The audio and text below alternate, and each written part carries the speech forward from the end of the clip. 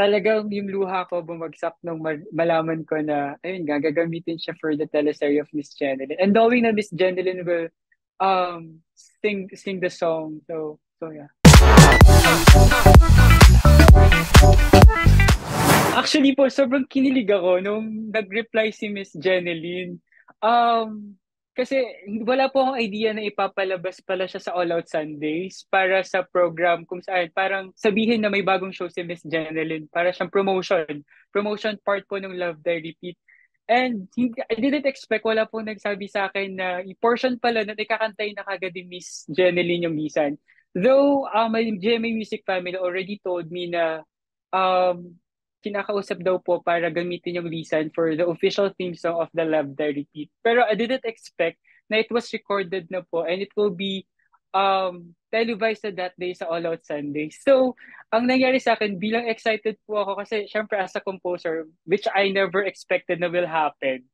And sobrang excited ko, I grabbed some snip po nung video ni Miss Jeneline Mercado dun sa All Out Sunday and I posted it on Instagram. And then tinag ko po siya. And then sobrang kinilig ako kasi nag-reply siya na sabi niya, "Thank you, Vilmar, for sa pagpapahiram ng napakaganda mong kanta." So, gusto ko sana i-repost pero sabi ko, parang sobra yata, baka medyo private. So, kinip ko lang po sarili ko. Namatay po si Papa December 27, 2022. And during his first night po nung burol, dun ko po nasulat yung song. Kasi hindi ko po alam kung anong gagawin.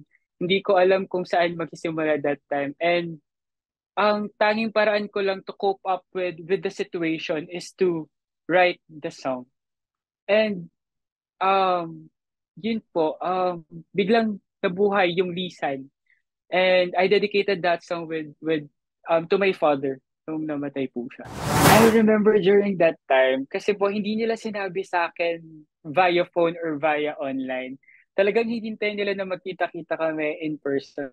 So my GMA Music Family parang set up a meeting kasi meron kami activity afterwards. And then dun ko nalaman na gagamitin po pala yung um, single ko na Lisan for Love Die Repeat.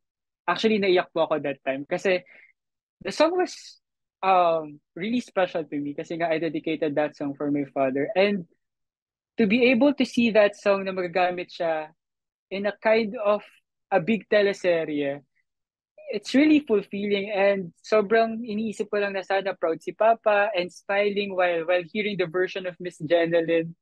So, talagang yung luha ko bumagsak nung malaman ko na, ayun nga, gagamitin siya for the teleserye of Miss Jeneline. And knowing na Miss Jeneline will sing the song. So yeah.